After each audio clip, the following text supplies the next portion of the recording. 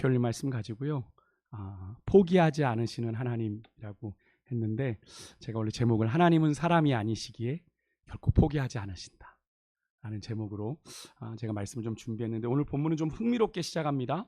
이스라엘의 모습을 한 사람의 성장 과정을 보는 것처럼 이렇게 소개를 하고 있어요. 1절에 보면 하나님이 이스라엘을 뭐라고 부르세요? 내 아들, 그죠? 내 아들이라 부르며 그 아들을 애굽에서 불러낸 때를 소환해요. 그때가 언제였다라고 얘기해요? 이스라엘이 어렸을 때라고 얘기를 합니다.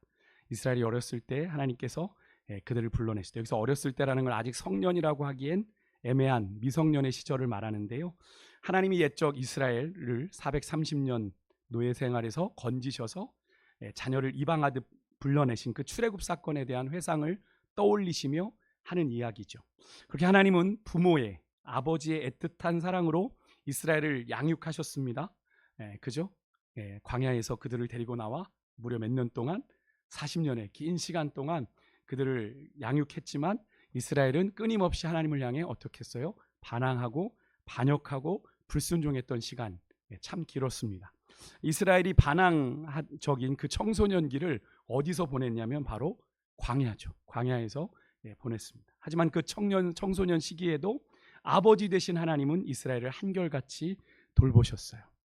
그들은 끊임없이 하나님을 향해 원망하고 이것 없다 저것 없다 불평했지만 광야에선 사실 당연한 건데 그런 광야에서 하나님이 그들에게 공급하셨음에도 불구하고 그들은 원망했잖아요. 우리가 하나님이 그들을 어떻게 돌보셨는지 한번 확인하면 신명기 1장 31절 이렇게 표현합니다. 우리 화면을 보고 함께 읽을게요. 같이 읽습니다. 시작.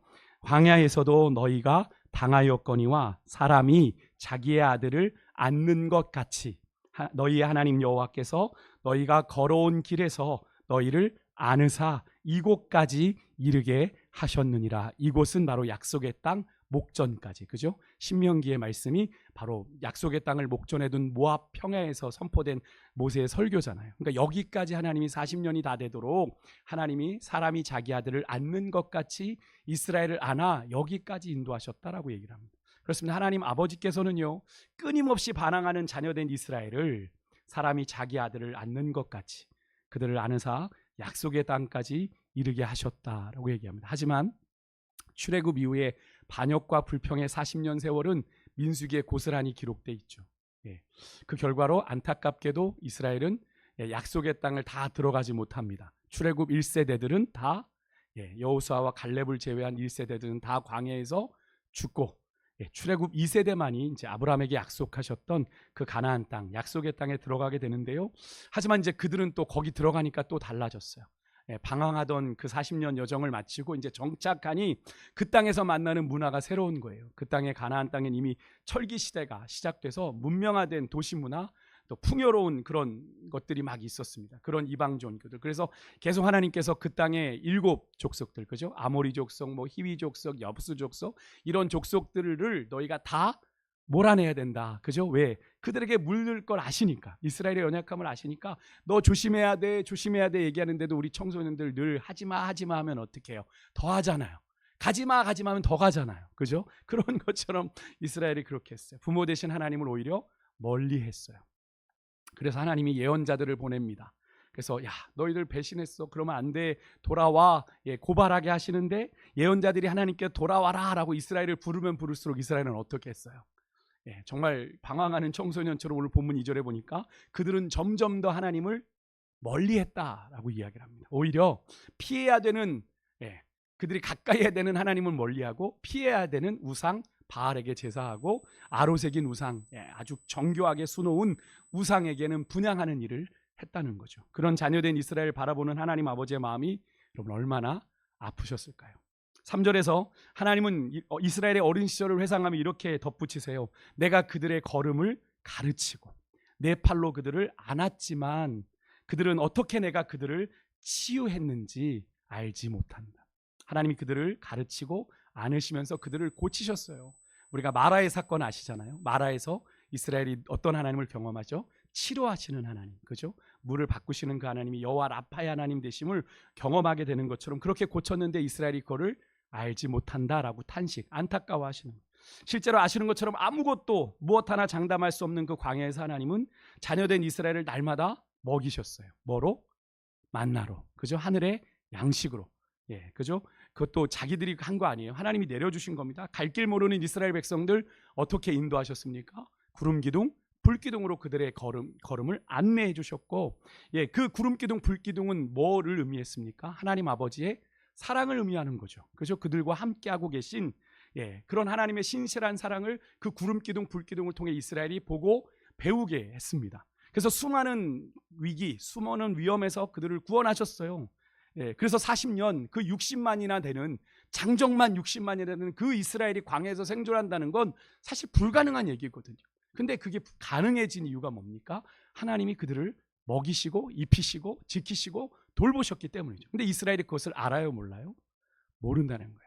부모가 사랑을 줘도 자녀들이 모르고 언제 나한테 그렇게 해줬어요? 언제 그렇게 했어요? 그러는 것처럼, 예, 이스라엘이 그런 거죠. 더 나아가 하나님께서 사람의 줄, 여기 보니까 4절에 사랑의 줄로 그들을 이끌었다.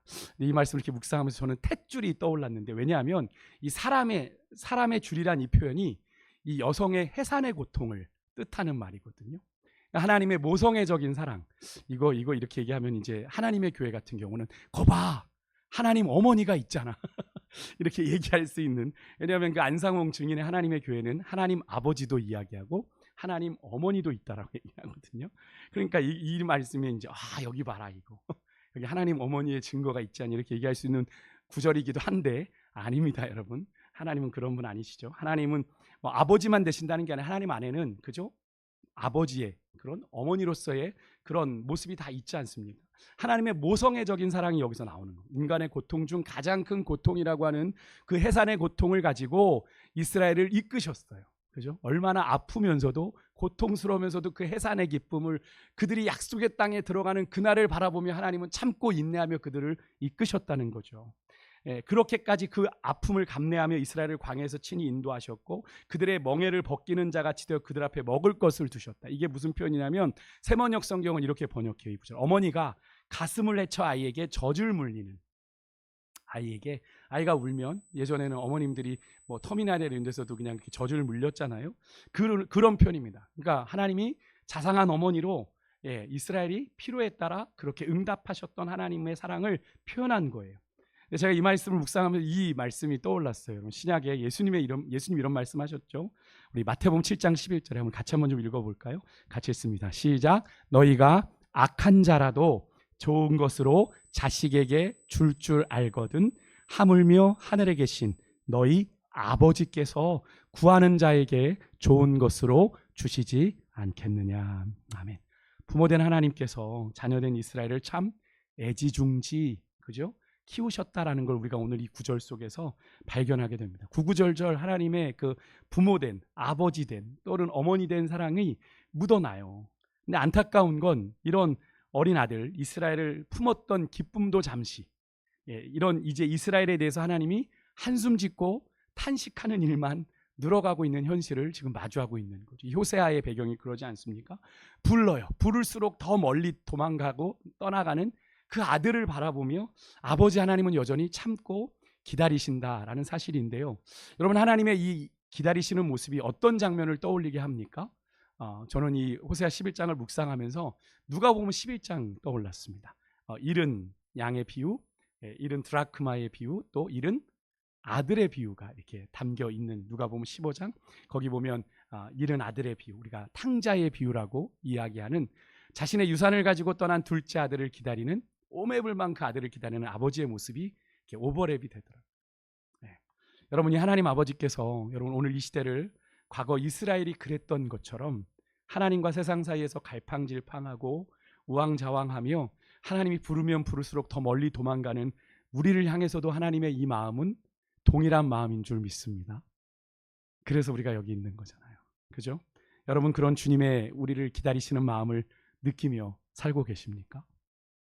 사실 오늘 이렇게 기도에 나오실 정도면 사실 그 정도는 충분히 아실 분들이기에 오늘 이 자리에 나오셨으리라 생각하지만, 혹시요, 우리가 호세아서의 말씀을 통해서 오늘까지 우리가 묵상해 왔던 것처럼 우리가 주님을 향해 드리는 이 찬양과 기도가 하나님을 향한 전심이 아니라, 오늘 본문이 뭐였습니까? 두 마음을 품었다 그랬어요. 그죠?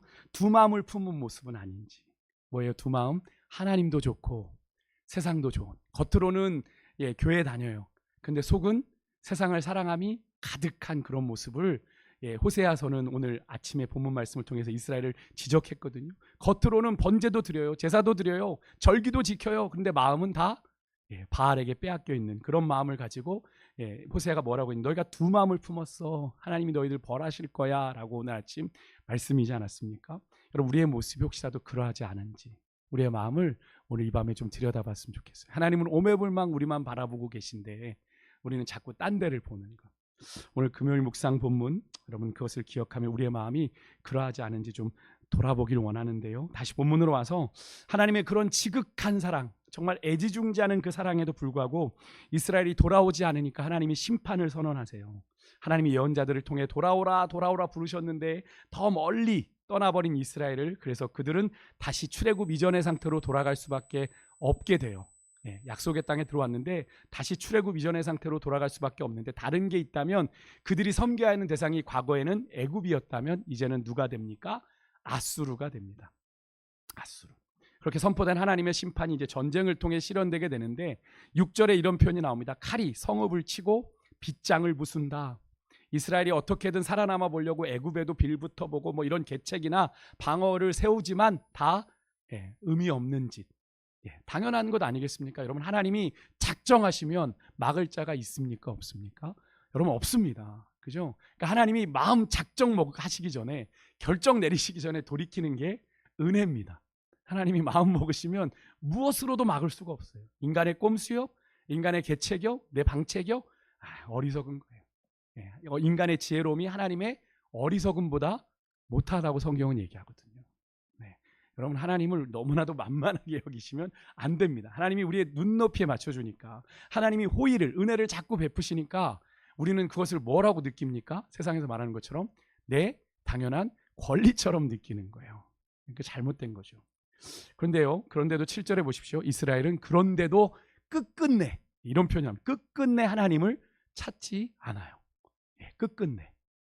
여러분 제가 새벽마다 말씀을 드리는데 이렇게 여러분 우리의 마음이 완고해지기까지 여러분 우리를 내비두면 안 돼요. 정말 위험한데 이스라엘은 죄 가운데 너무 오래 자신들을 방치하고 방임했습니다. 그러니까 하나님의 맹렬한 심판이 선포되고 있는데도 아랑곳하지 않는 모습을 우리가 호세아서를 묵상하면서 느끼지 않으십니까? 아랑곳하지 않아, 안중에도 없어요. 하나님 한번 해봐요. 뭐 이런 분위기예요. 그들의 완고함, 완악함을 포기하지 않는 지경에까지 이르게 된 7절에 이렇게 말하잖아요. 비록 그들을 불러 위에 계신 이에게, 하나님에게 돌아오라 라고 부르는 애타는 마지막 그 선지자의 호소에도 그들은 아무런 반응을 보이지 않았다라고 성경은 기록하고 있습니다. 누구도 일어나지 않아, 하나도 일어나지 않았다. 그러니까 누구도 반응하지 않은 거예요. 너무나 안타까운 모습이지 않습니까? 분명 하나님과 언약을 맺은 언약 백성인 이스라엘인데 누구도 하나님의 부르심에 응답하지 않아요. 결국 하나님의 이스라엘을 향한 일방적인 사랑의 외침은 그냥 공중에 사라져버린 메아리가 되어버리고 말았습니다. 저는 어떻게 언약 백성이 이 지경까지 이르게 되었을까 안타까움을 느끼면서도 묵상하는 가운데 한편으로는 이런 이스라엘의 모습이 언제든 우리들의 모습일 수 있는데 라는 생각을 해보게 되었는데요. 그러면서 참 두려운 생각이 들었습니다. 그러면서도 요즘 우리 교회 성도님들이 저는 한편으로는 참 감사했던 건, 이제 뭐 간단한 신방이지만 이게 신방을 통해서 조금씩 만나면 우리 성도님들의 삶에서 하나님을 경험하고 계신 이야기들을 이리저리로 듣게 되는데요. 그래도 우리 성도님들은 하나님의 은혜에 참 아름답게 반응하고 계시고 있어서 너무나 감사해요. 하나님이 조금 이렇게 깨닫게 하시면 하나님이 나를 이렇게 부르시는 것 같아요. 나보러 돌아오라고 말씀하시는 것 같아요. 이렇게 고백하며 이렇게 말씀을 나눠주실 때 참 감사합니다. 그죠? 그거 깨닫지 못하는 경우 많은데, 여러분 삶의 현장에서 하나님의 일하심을, 하나님의 은혜를 보고 느끼고 깨달을 수 있는 것, 그것은 여러분 아직 내가 영적으로 살아있다는 증거입니다. 아무나 느끼고 깨닫는 거 아니거든요. 정말 그래요. 교회 다녀도 저분은 어떻게 그냥 그러고만 다니는 것 같은, 하나님 앞에 어떻게도 반응하지 않는 그런 분들도 계세요. 수십 년부터. 여러분 삶에서 여러분 나도 모르는 찬양이 절로 나오십니까? 그것도 은혜입니다. 그것도 축복입니다. 나는 흘려들었잖아요. 내가 모르는 찬양인데 한 구절이 고백된다. 여러분 하나님이 고백하게 하시는 거예요. 저는 특히나 요즘에 하나님을 향한 감사가 되게 많이 나와요. 저 개인적으로는 하나님 앞에 제가 예전엔 그런 노력도 해봤거든요. 내가 감사를 막 의도적으로 고백해보자. 왜냐하면 제 동기 목사, 후배 목사 중에 예전에 사역할 때 꼭 입만 열면 감사. 주님 감사합니다. 주님 감사. 이러는 목사님이 있었어요. 그래서 어떻게 쟤는 맨날 감사하대.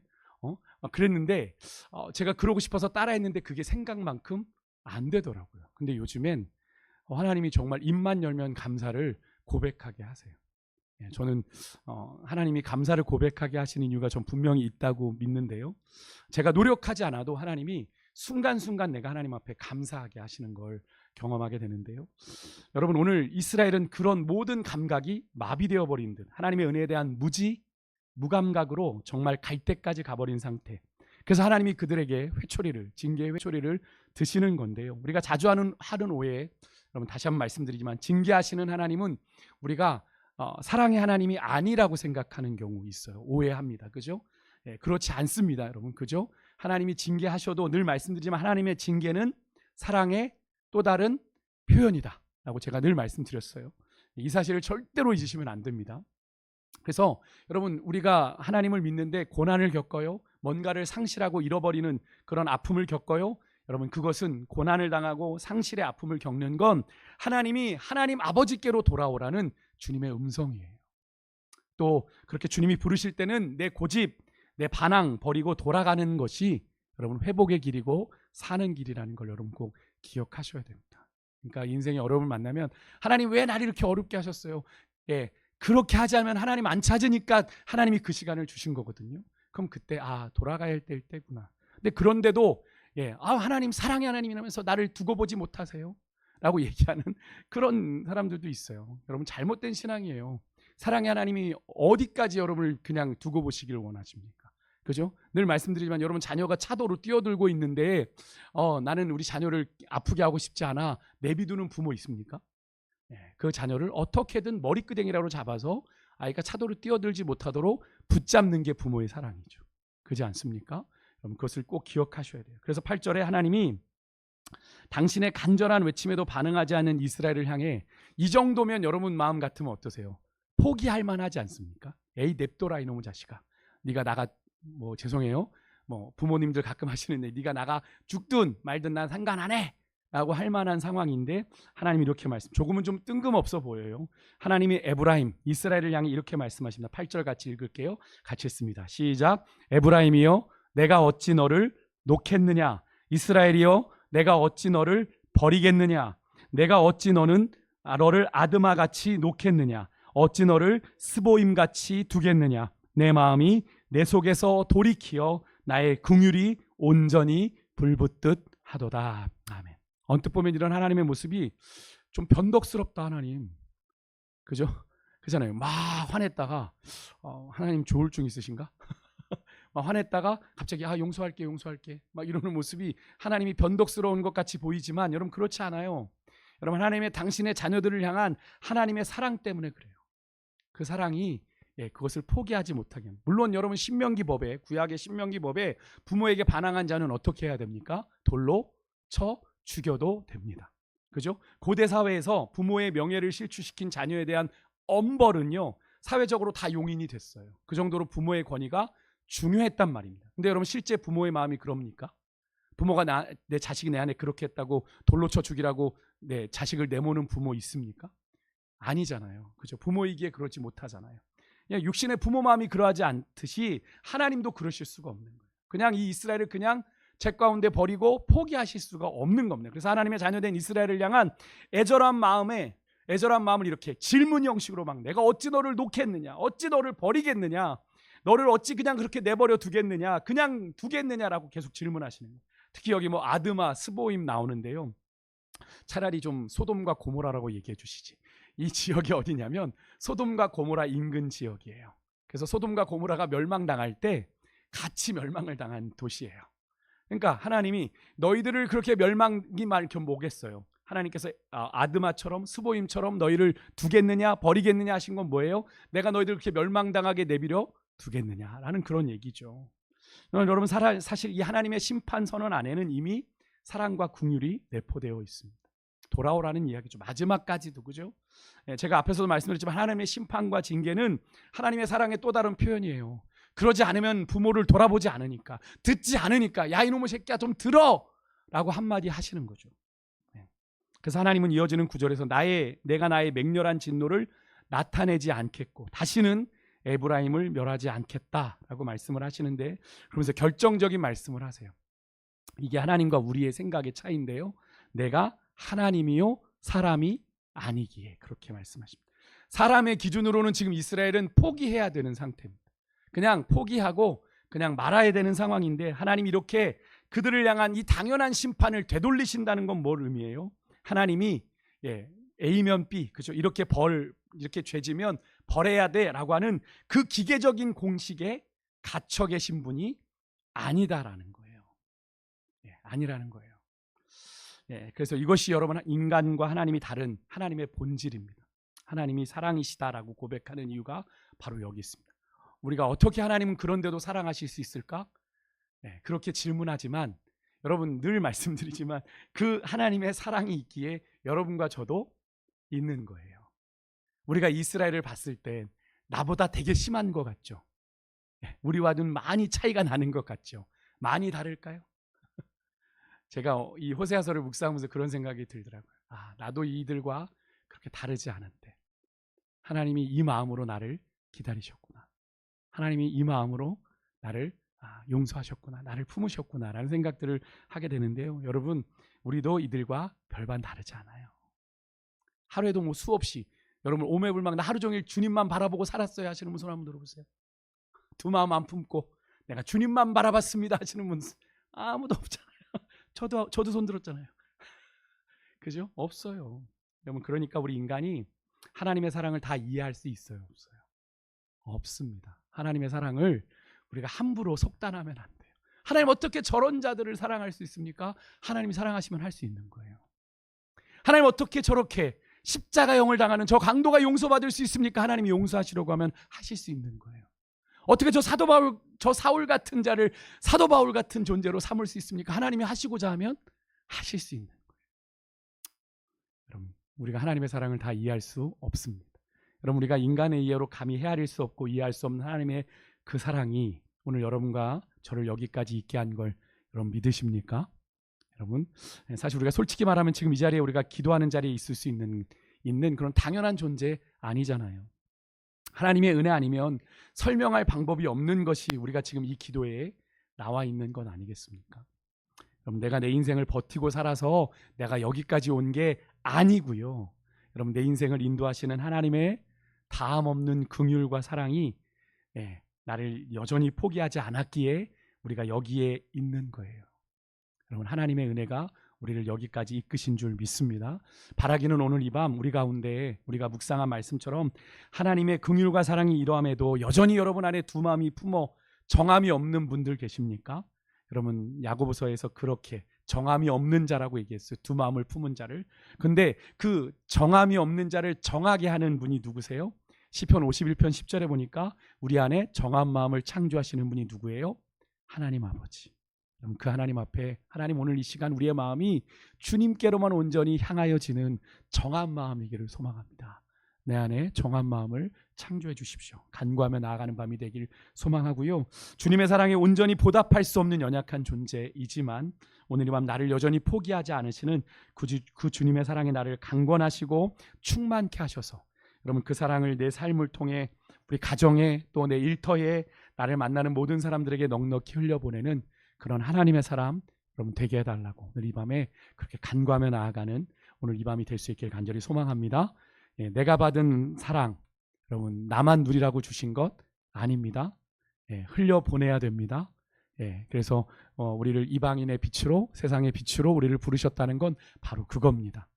우리가 착한 행실을 통해 우리가 받은 사랑을 흘려보냄을 통해 하나님의 구원의 역사를 이루어갈 존재들로 우리가 부르심 받았잖아요. 근데 그것을 우리가 온전히 나누려면 가장 먼저 우리가 하나님의 사랑을 온전히 우리 안에 품어야 되는 줄 믿습니다. 여러분, 그 사랑을 고백하며 우리 시간에 같이 찬양할 텐데요, 우리 아버지 사랑 내가 노래, 우리 아까 불렀던